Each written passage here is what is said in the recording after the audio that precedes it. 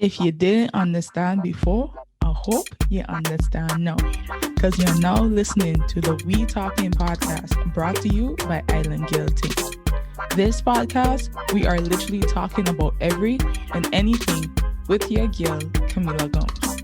So subscribe from wherever you get your podcast and get ready to talk.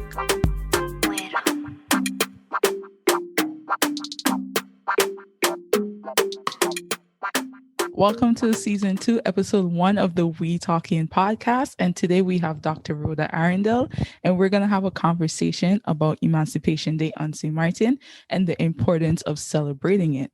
So before we get started, just a brief introduction on Dr. Arrindell. So Dr. Arrindell identified as a Caribbean woman of African descent, hailing from St. Martin. She was originally born on the island of Curacao, but was raised on the island of St. Martin starting from 1969. In regards of her education, she made sure it was Caribbean-based, receiving her bachelor's degrees in the Virgin Islands, as well as gaining a master's in education and a doctorate in linguistics with specialization in Creolistics. She has been a teacher for over 30 years, and her main passion is the young people, with her group called United Academy, with major focus on sports and education as well as culture. With that, Dr. Arrindell spends a lot of her free time doing dancing and gardening. So with that, thank you for being here this afternoon. Thank you, my girl. What an introduction. I just want to, just for the sake of correction, because I really love my alma mater, that my bachelor's was at Syracuse University in New York, but the rest of it absolutely accurate, right? Just wanted, SU, we don't want to leave out my SU family. Of course, we don't want to leave them out for sure. So we're going to jump straight into the conversation. And I forgot to mention this a little bit in the biography as well. Dr. Arrindell is a former Minister of Education, Culture, Youth, and Sports, and actually one of the champions of us celebrating Emancipation Day today. So my first question for you is, what pushed you during your time as minister to get Emancipation Day as an official holiday, public holiday? Oh, wow. The push was actually, it didn't start with me. It had been going on for a while. In my years growing up, you'd hear people talk about it.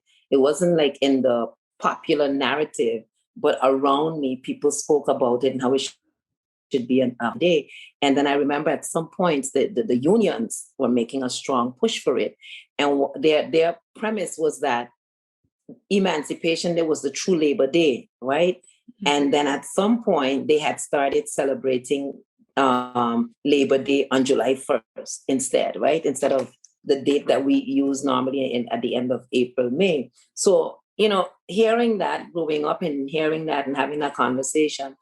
And when and then a former commissioner, I think it was Commissioner Louis Laveste, when he was in office, had actually raised the issue again. So I had old newspaper clippings. There's one thing I used to do a lot in my younger years. I would just cut newspaper articles out on different topics. I know it sounds crazy, but some people do stuff like that, right?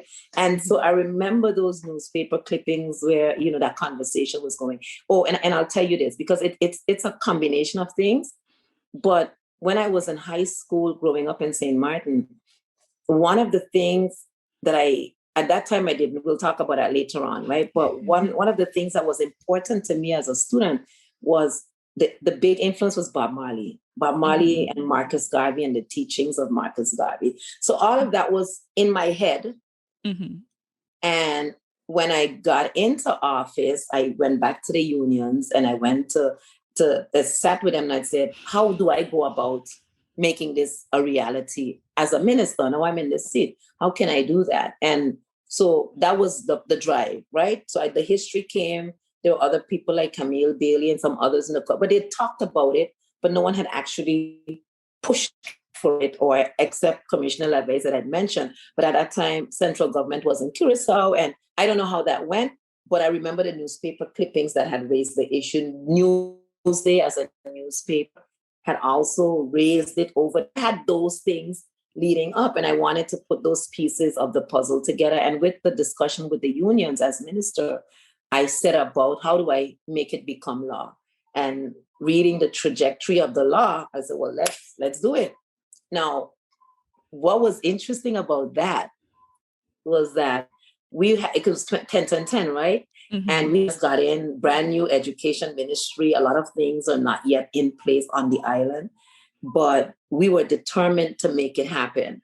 And then we found out when we started the trajectory that we were ahead of some of the institutes that needed to have a say in it before they were even founded. So we started the work, and then we got to a roadblock that said, no, we don't yet have this in place. You need to come back again. So we back all over again and start while, so like the Economic Council was one of those that had to have a say, and the different bodies, the High Council of States and stuff. So yeah, that was it. That was the combination of all of those factors. And I was determined to make it become a reality along with a host of other things. Yeah. Awesome. That's great. Yeah. And Yes. with us having been able to have this celebration, how does it play an important part within our St. Martin culture? No, let me look at it like this. The envision the holiday itself, right, Mm-hmm. was not as a day off, not Mm-hmm. as a day off. It was a part of a discussion that was ongoing. And like I said, we're going to probably get into a lot of that afterwards. But it is emancipation for me is a process, right? Mm-hmm. It's a whole process. Again, I told you Marcus Garvey was in my head, right? Yeah. So if you follow the teachings of Marcus Garvey and some of the other, ancestors, it's about that process. And how do we get to the place where we can now say we are emancipated? That to me was the objective, right? How do we move from where we are to where we can now claim to be fully emancipated? So the day would have been part of that process, but also, because you asked, how does it factor in the local culture? Mm-hmm. One of the things that I wanted to get done, which was next on the agenda, was to make it a celebration in schools. Now, culturally speaking, schools let out no later than June 30th. Yeah. This is July 1st. So how do you get children involved in that celebration and part of that awareness and part of that reflection and knowing it all their lives until they grow up? And, you'd have to include it in the school. So we were looking at changing the last day of school to maybe July 2nd, July 1st being an official holiday. We could get the kids involved, get the teachers involved. And then, that was part of the discussion that was taken. So, and it would have meant for me, culturally speaking, that we would have, first of all, the kids would have gotten involved. We would have been able to teach them about it in school.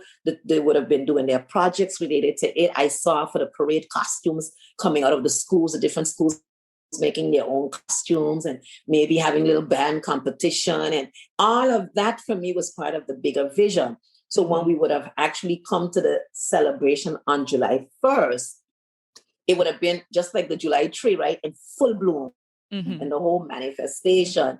We would have been able to have it, nobody would have guessed what we were celebrating on July 1st if it were. And it would have been something I believe that would continue to go on, until infinity at least. Yeah. And, So. and how you feel that, now still not being in such a government position, but still having some type of influence within the community and within the education community as well. How do you feel that a certain process like that, where we can help improve the whole education aspect of celebrating and knowing what Emancipation Day is all about as well?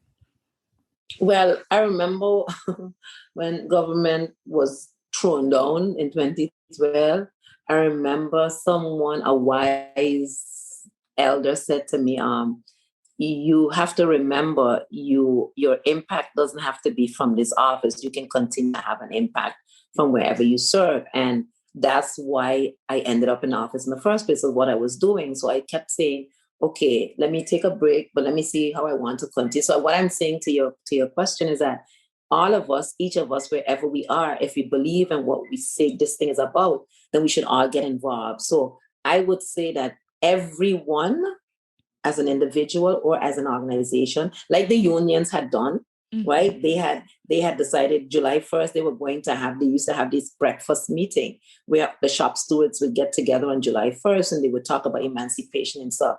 And so that can continue.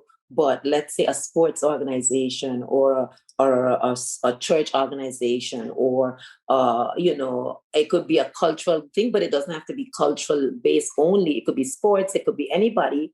that can say, okay, on Emancipation Day, this is how we will celebrate it. So we will do reflection, we will come together and do jollification, which is part of the process as well, or we would, do a poetry recital if it's a cultural, there are different ways to do it.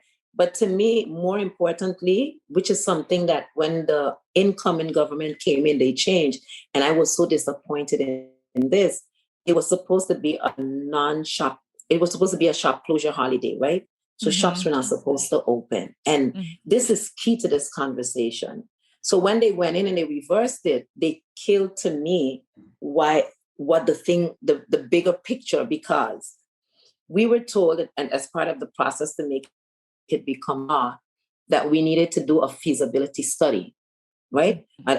In terms of the economic impact. So we had to go do an economic impact study to see if we were to close our shops on this day, what would be the economic impact?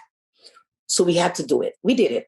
And what was found in that study was that one thing, two things came out of that are very important. And I think with that reversal have changed two very important things. Number one, of all the territories in the kingdom, St. Martin was the territory with the fewest cultural holidays. That was shocking to me because I didn't even think of that, right? So they were basically saying you adding another cultural holiday to the calendar wouldn't be doing anything that was different because we don't have as many as other spaces, right? But when we looked at the economic impact, it said the cultural holiday was going to do more for the economy than hurt the economy. And they brought it down to dollars and cents. Because who would be involved, what would be involved, how you would go out and spend. And so it had a bigger impact, a more positive impact financially. And I felt that reversing that part of the law when it was actually written into or signed into law was nearsightedness, but it also took away the value of the work done by the ancestors. Who had to be free on Emancipation Day, because then it became a discussion of dollars and cents, right? Not based on facts, but based on some inclination that closing shops was going to hurt businesses, as opposed to looking at it from the position of the worker who had not been paid for centuries and had to be emancipated, instead of honoring that legacy and that work to now make it what is it? It's voluntary. If you close your shop or not, you have not honored those ancestors. And I think that's a pity. I think it's short-sightedness. And I'm still hoping, because you asked about impact, I am still hoping that those in authorities will reverse that decision. So I will be one of those people asking them in my capacity, wherever I stand, to please reconsider that decision, because I think it contradicts what the day is about. That is true. Yeah. Interesting. And with the celebrations and everything that's happening this year so far, what celebrations that is publicly known as going to happen throughout Emancipation Day this year? Here's where I stand. I have no clue. When I say I have no clue, literally I have no clue, other than what I see in social media or reading the papers or whatever. I don't even read the paper, but I know the organization that I've recently founded or working with, the 1SXM radio program, and we're working also with my 88.3. We're planning to do an entire day of Emancipation Day activities. Now, there are different individual radio stations that I know not SOS, Tuja particularly has in the past aired his program on this. So I'm saying that I know about. I know also the Department of Culture usually does something every year. What I found lamentable, coming from a department as important as the Department of Culture, was that this culture department itself did not plan, but oftentimes would collaborate with others. And when I say collaborate, I know Voices always does something, the Voices organization, and they're again doing something this year. And I commend that, but I think as a government Department of Culture, that should be the department spearheading the Emancipation Day activities. So I do know with Clara Reyes now at the head of culture, a lot of that is taking place, but I can't tell you what it is exactly. I know there's a reenactment to take place in town, and there've been a number of those. But in terms of an island-wide conversation about involvement of the entire population, emancipation, I really don't know. And what would you consider, like, what would be your perfect celebration July 1st, Emancipation Day on St. Martin? Really, it would be just like Christmas is. You know how Christmas is? Every family has a family gathering, but each does it differently in their way because of the importance of or the sacredness of Christmas to each family, or not, because some of them it doesn't. To me, that's what Emancipation Day. Actually, to me personally, it's even bigger than Christmas. And Christmas for me is more cultural. I'm not a religious person, but to me, so in your individual home, you could have your barbecue with your family over, or you could go on the beach like we do on Easter Monday with your family after the Easter holidays. And then there could be that official thing that takes place wherever it is, and you may attend or may not attend, or you may go to a church service, or you and your friends may organize a domino competition on that day. So to see everyone participating, but it would have been the hype leading up to it that's most important. And that's why the schools are important here, because the students would be involved planning their project from this year to next year, you know, building their, maybe the parade, the Emancipation Day parade with the floats, and you know how the Macy's do their parade, and New Year's Eve, New Year's Day in the US, same thing, same exact same thing. And I think we need to start to look at that really again seriously. And that's why that mandatory shop closure day is important, because then the workers get an opportunity to be with their families, to do those things that they need to do, you know, on Emancipation Day, to honor the ancestors, but also to celebrate the freedom of humanity in general, right? It's not just the enslaved African ancestors that's in this conversation, because emancipation is for all of us as a community, whether you're part of the Euro-Afro relationship dynamics. It's about all of us as a community today. And to me, to have everyone be able to mark it, to observe it in their way would have been just magical. That's cool. That's yes. great. And Yes, so going into my next topic of discussion. So I know you talk about emancipation and you mentioned unions and everything. So obviously currently now we have a lot of protesting and everything going from the different unions on St. Martin, different conditions, dealing with liquidity support and everything political and non-political all together. So I know you mentioned that the unions pushed together, had they try to get their Labor Day to be around like Emancipation Day as well. What do you think the unions are doing now can reflect like the whole message of Emancipation Day, and then how Emancipation Day as a lesson can be inspiration for the unions in whatever their next steps should be? That's, girl, that's beautiful, that question, because it's funny, last week or the week before, we hosted a program with the organization 1SXM about the unions or whether or not they've lost their way. And that's a conversation that's not just here. It's around the world that is taking place, right? And so, and after that program, I spoke to 2 union members, leaders, and it's a very interesting conversation of what is the goal. And what I'm looking at now is that I believe, this is my belief, that the role of the union in today's dynamics is a little different than it used to be. But at the same time, it has to still go back to the development of the worker, right? The representation, right? But also the development. And when I say development, it's in terms of not just working and getting your compensation, but also that human being, that what they call human resource, is, that human being wants to be able to reach its potential, right? So how do unions play a role in that? Whether it's through the training some unions do, and I applaud that, that they are doing courses and upgrading for their members, but also in some places, like, which would have been the past. But think of this: if a family is struggling and with a union, or is a member of a union, for example, the union, like the churches and other, civic, have to be there for that family, right? Mm-hmm. So how do we make sure that this family is successful?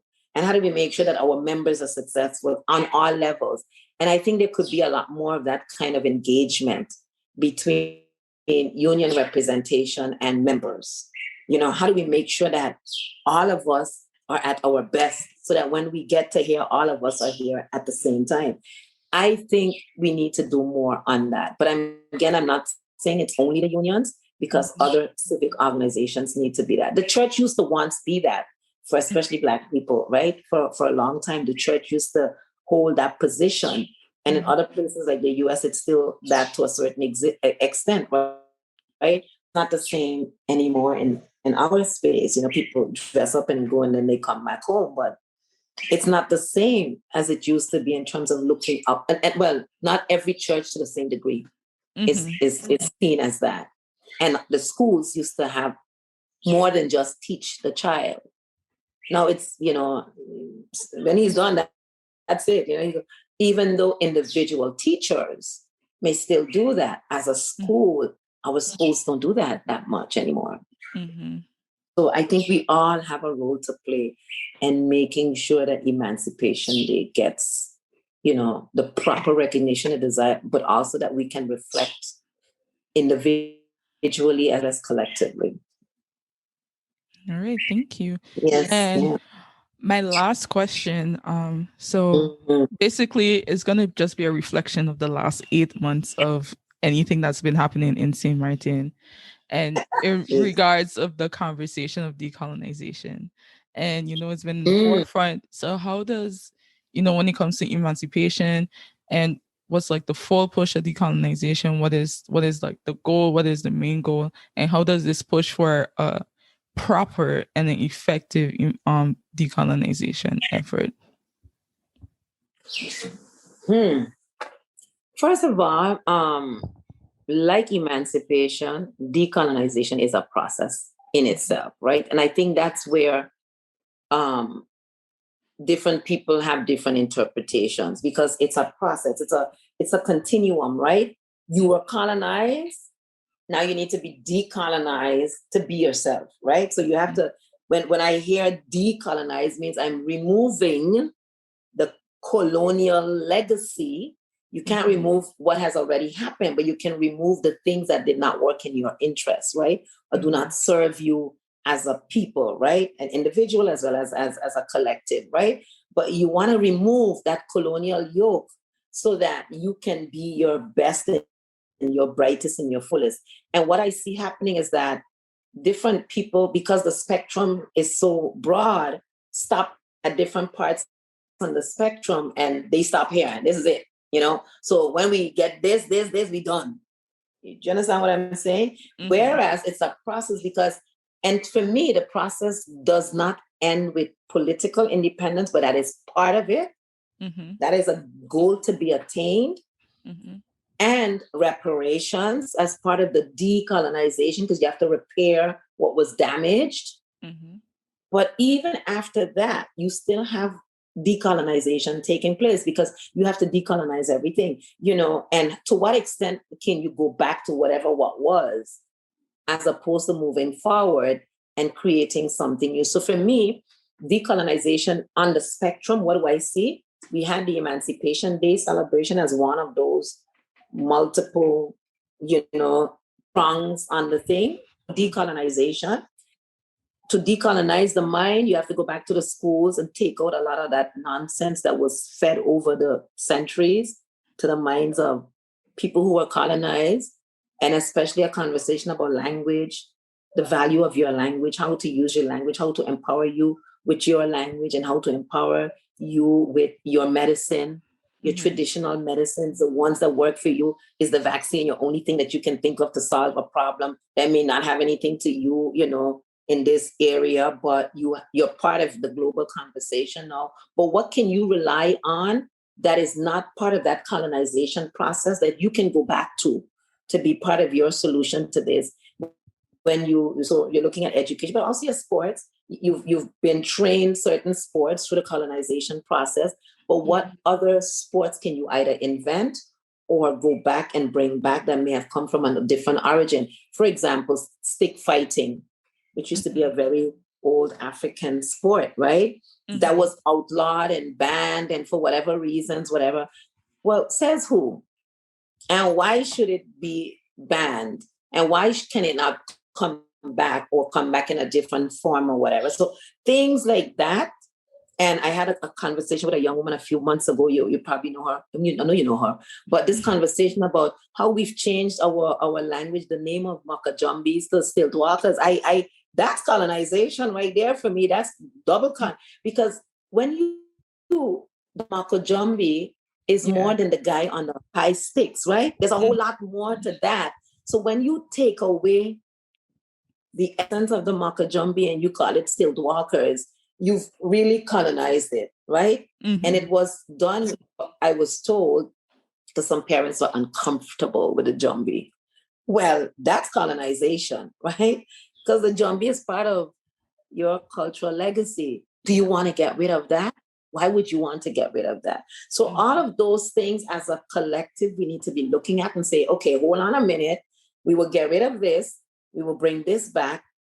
We may invent something new, because we can no longer do it in that way, but we have a different way of doing it and moving forward into the new sport. So that is part of the decolonization process. It takes place in the classroom. It takes place in our language that we use. Stop referring to yourself as French or Dutch Saint Martin. That's decolonization, when you can claim yourself as a Saint Martin for yourself, not for France, not from the Netherlands. I'm Dutch. I'm a Saint Martin. And then refer to your food and your street names and your buildings by your people. So why does the airport need to be called after a princess who benefited from the enslavement of your ancestors? Do you want to have that remain the case? Decolonization, in my mind, is getting rid of that name and putting in place a proper gateway to your nation, to your country, with the right, when you enter, you're coming in through you, as opposed to claiming it for someone. So those are all part of the decolonization process. And I think it's a pity that we are limiting the conversation to, not we, some among us are limiting the conversation to the statute that created the Kingdom of the Netherlands Antilles. That cannot be the limitation of decolonization. To me, that's very narrow-minded, and you are actually perpetuating the very evil that have us here in the first place colonized. Because, what was the Kingdom of the Netherlands in the first place? What is that thing without slavery, without colonization? What is it? So to want to remain in it when you're speaking of decolonization is a very weird kind of dynamics in my view. Interesting. Yes. And when it comes to that, like, what do you believe that we need to go through all of these steps before we reach to independence, or is just independence a part of these steps before we get to that, a part of the whole full decolonization thing, or is independence the end? Right. You see, for me, the process towards independence, also towards emancipation, as it happened on the plantation, and where's this conversation? It's not that linear thing where, okay, first this, then this. That's a very Eurocentric way of looking at the world, right? Everything is linear. It's either the beginning or the end, and how you get from the beginning to the end. Whereas if we understand the universe and we understand, how other cosmologies work, it's all energy and intertwined, and what we said, it's entanglement, etc. It's all of that. So to me, all of it has to be happening at the same time. To me, there has to be a date, though, for political independence. But I believe that we need to decide now that we want to go independent. We cannot say, in 5 years, we don't make the decision. I believe that you need to call for a referendum, let's say in the next 2 years, but you need to have that determination. That's what you're doing. right? So that you know where your road is, you know what the destination is. So you need to have the referendum within, I don't know, you pick your date. I think 2 is on average a good year and a half to 2 years. And in that process of the education that we were just speaking about, the decolonization and the presentation of the facts, these are the facts, this is where we're going, or this is where we want to go. What do you think? Yay or nay, right? And while that is taking place, I'm sure other interchanging conversations are going to happen. The whole decolonization, where does that fit in this conversation? Well, some people are trying to now, what I'm seeing, trying to say, well, because we did option A, which was the state, that didn't work out. B, status apart, the current status, that didn't work out. C was integration, that was rejected resoundingly. And even now, with all the turmoil taking place to try to make a C happen still, that is being rejected. So it's D, independence, right? But now there seems to be a push to try to make decolonization a kind of status in itself. Part of the madness why we're here is that there was no clear destination as to where we are going. And I'm saying, have the clear destination. Independence is the destination. Decolonization is an ongoing process, even beyond independence, right? But independence is a final destination, political independence. And then from there, continue the journey as to how do we collaborate? With whom do we collaborate? And always starting from a position, what's in our interests, right? What will make us grow as a people? What will make us grow as an individual, but as a collective? And where do we find the best partnerships to make that happen for our people? So it can all happen at the same time. Do we join CARICOM? We're now observers. How far can we go? To what extent do we want to be full-fledged members of CARICOM? But also other organizations in the region and in the world. You know, what does St. Martin want to be a part of that the Netherlands may or may not be a part of for their interests? But what does St. Martin want? And should we connect to that and not this? You know what I'm saying? So all of that takes place at the same time. It's not one thing before the other one. It has to all happen, knowing though that that is the destination, that independence is your destination. Awesome. Well, thank you. And then our last question is actually, well, I consider it a fun question. It tends to really have nothing to actually do with the topic that we actually just talked about. Probably. But it's just a random fun question. And my random fun question for you today is, what is your favorite St. Martin food? Well, today we were talking about my favorite food with my daughter and I was like, hands down, the soursop, right? I mean, I can't pick, but if I had to really, really pick soursop, but that's as a fruit, because I want to say it's my favorite food, but it isn't. But it's funny that on my way here, I don't know if you can see it, I just picked up a bowl of Wilson dumpling. Yes, girl. And it just messing with my senses. I would tend to think if I had to pick a favorite food, it's between Wilkes, Kongs, and with dumplings. But somewhere in there, lobster is in there, but Wilkes and Kongs, I think, and I still think Wilkes go before Kongs. I don't know. Right there, right up there. The other stuff, that would be my favorite dish. Awesome. I like that. I love a good Kongs.